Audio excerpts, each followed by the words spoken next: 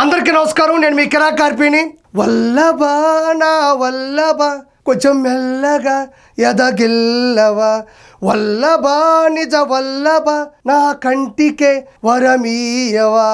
ఈ పాట ఎందుకు పాడాను అంటే అందులో ఒక వ్యక్తి పేరుంది, వల్లభ. ఈ పాటలో ఈ పిక్కి ఒక రిలేషన్షిప్ ఉంది. ఏంటి అంటే జగన్మోహన్ రెడ్డి అత్యుత్సాహంతో ఆయన చూసి పాడుతున్నాడు, వల్లభ నా వల్లభ అంటే వల్లభనేని వంశీ, నా వల్లభనేని వంశీ కొంచెం మెల్లగా ఎదగిల్లవా. అక్కడ ఏం జరిగిందో కొంచెం చెవులో చెప్పి నా ఎదని గిల్లు. రెండోది ఏం పాడుతున్నా అంటే వల్లభ నా వల్లభ నా కంటికే వరమియ్యవా.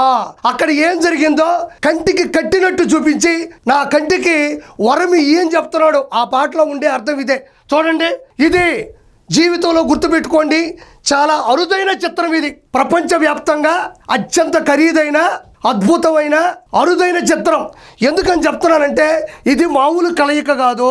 వీళ్ళిద్దరిలో కూడా కామన్గా ఉండే గుణాలు కొన్ని ఉండే. ఒకసారి చూద్దాం, ఉండండి. ఈయనేమో వల్లభనేని వంశీ అసెంబ్లీ సాక్షిగా ఆడపడుచు భువనేశ్వర్ గారిని క్యారెక్టర్ అసాసినేషన్ చేసి దారుణంగా నీచాది నీచమైన మాటలు మాట్లాడాడు. ఈయన తక్కువ తిన్నాడా? ఈయనకన్నా ఎక్కువ తిన్నాడు ఇతను. సొంత చెల్లిని పసుపు చీర కట్టుకుందని సొంత వర్గం చేత క్యారెక్టర్ అసాసినేషన్ చేయించాడు. అదేవిధంగా సొంత తల్లిని కూడా డబ్బు మీద మోజుతో కేసులు పెట్టించాడు, అవమానించాడు. అంటే వీళ్ళిద్దరిలో ఉండేటువంటి ఒక గుణం ఏంటంటే ఆడవాళ్ళని అవమానించడం, ఆడవాళ్ళని అనుమానించడం, కించపరచడం వీళ్ళిద్దరికీ కూడా సమానమైన హక్కుగా భావిస్తారు. అదేవిధంగా వీళ్ళిద్దరిలో చూడండి, ఈయనేమో గన్నవరం టీడీపీ ఆఫీసు మీద దాడులు చేపించాడు. టీడీపీ కార్యకర్త సత్యవర్ధన్ అనే ఒక వ్యక్తిని కిడ్నాప్ చేపించాడు. అక్రమంగా ఇళ్ల పట్టాలు ఇచ్చాడు. చెప్పుకుంటూ పోతే వైన్స్, గ్రావిలు, ఇసుక, దందాలు, దౌర్జన్యాలు, అక్రమాలు, అవినీతులు ఇంకా చెప్పనే బల్లి ఒక బస్తా నిండా ఉంటాయి. ఈ వ్యక్తి ఏమైనా తక్కువ తిన్నాడా? అక్రమ ఈడీ అంటే అక్రమ ఆస్తులు ఈడీ కేసులో 32 కేసులు నమోదై ఉన్నాయి. 16 నెలలు జైలు ఇవ్వబడి చెప్పకూడదు తిన్నాడు. అదేవిధంగా లిక్కర్ మద్యం స్కామ్లో కూడా ప్రధాన నిందితుడుగా ఉన్నాడు.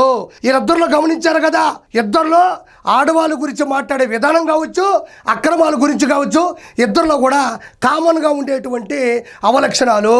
కానీ ఇది అత్యంత అరుదైన చిత్రం అని చెప్పాను. ఎందుకు అంటే ఒకసారి చూద్దాం. నేను కాదు, వైఎస్ఆర్సీపీలు దీన్ని అరుదైన చిత్రంగా భావిస్తున్నారు. ఒకసారి చూద్దాం. ఇలా చూడండి, 138 రోజులు రిమాండ్ ఖైదీగా ఉండి నిన్ననే రిలీజ్ అయినాడు. వచ్చి రాగానే ఈయన ఆనందం చూడండి, ఎలా కలిశారో చూడండి ఒకసారి. ఈ క్లిక్కులు చూడండి, కిస్క్ కిస్క్ కిస్క్ అంటే ఈ కలయిక జన్మలో దొరకదేమో, ఇలాంటి మల్టీ స్టారర్స్ జీవితంలో మళ్ళీ కనబడరేమో, ఇలాంటి ఫోటోలు చాలా అరుదుగా వస్తాయి కాబట్టి ప్రతి ఫ్రేమ్ని కూడా బంధిస్తున్నారు వాళ్ళు. చూడండి ఒకసారి, ఇక్కడ నుంచి చూడండి, గో కిసిక్ కిసిక్ కిసిక్ కిసిక్ కిసిక్. ఇదొక అత్యంత అరుదైన చిత్రం, ఆత్మీయ కలయిక. వీళ్ళిద్దరూ కూడా మీకు నేను ఇంతకుముందే చెప్పా, వీళ్ళు ఎలాంటి లక్షణాలు కలిగి ఉండవాళ్ళని. కాబట్టి పలు కేసుల మీద లోపల నుంచి వచ్చినటువంటి నిందితుడిని డైరెక్ట్గా ఇంటికి పిలిపించుకొని ఆయన ఆఫీసు రూమ్లో కూడా కలవడం జరిగింది. దీన్ని మామూలుగా వాళ్ళు బంధించట్లేదు, చిత్ర విచిత్రంగా సెకండ్ ఫ్రేము వాళ్ళిద్దరిని కూడా బంధిస్తూ ఉన్నారు. కాకపోతే నాకు ఒక చిన్న కోరిక ఉంది, వీళ్ళిద్దరిని పెట్టి మల్టీ స్టారర్గా ఒక మూవీ చేస్తే ఎలా ఉంటుంది, ఆ మూవీ ఎంత అత్యున్నత స్థాయికి వెళ్తుంది అనేది ఒక చిన్న కోరిక ఉంది. దాన్ని నేను పోస్టర్ కూడా చేయించాను.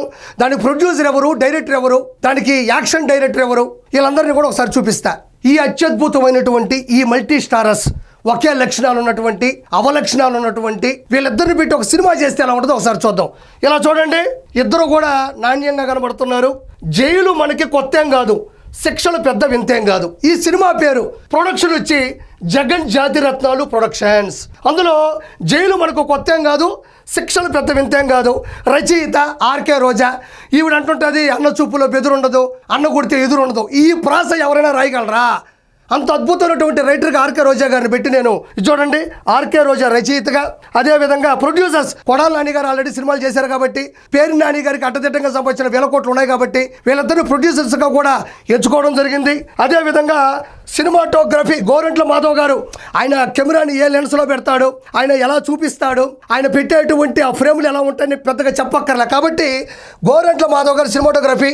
అదేవిధంగా యాక్షన్ నందిగామ సురేష్, ఈయన గడ్డి వాములు తగలబెడతాడు, అమరావతి కోసం పోరాడే వీర మహిళల కడుపు మీద షూలతో దండిస్తాడు. ఇతను చేసిన దాడులు అంతా ఇంత కాదు, ఏ భవనం కనబడ్డా కూల్చివేస్తాడు. కాబట్టి ఈ యాక్షన్స్ అంతా కూడా చాలా అద్భుతంగా తెరకెక్కిస్తాడు. కాబట్టి అతన్ని యాక్షన్ డైరెక్టర్గా పెట్టడం జరిగింది. వీటన్నిటికన్నా కూడా గొప్ప విషయం ఏంటంటే చూడండి, డైరెక్టర్ అంబటి రాంబాబు ప్రతిరోజు మైకు ముందు 24 hours 365 days అన్ని యాంగిల్స్లో కూడా కెమెరా పెట్టుకొని కెమెరా రోలింగ్ యాక్షన్ అని చెప్తూ ఉంటాడు. కాబట్టి ఇంకోటి వీళ్ళిద్దరి గురించి తెలిసినటువంటి అనుసంధానకర్త కాబట్టి అతను కూడా డైరెక్టర్గా పెట్టి జైలు మనకి కొత్త ఏం కాదు, శిక్షలు పెద్ద వింత ఏం కాదనే సినిమా కూడా రానున్న రోజుల్లో రాబోతుందని నేను తెలియజేసుకుంటున్నాను. కాబట్టి ఇన్ని తప్పులు చేసిన వ్యక్తిని విమర్శించకుండా ఇంటికే పిలిపించి పరామర్శించడం అనేది సభ్య సమాజం తలదించుకోవాలి. కాబట్టి ఇలాంటి వాళ్ళని వెనకేసుకొని రాకూడదు. వీళ్ళకి రాజకీయ అంతం అనేది మొదలైందని మనస్ఫూర్తిగా తెలియజేసుకుంటున్నాను. నేను మీ కిరా కార్పేని.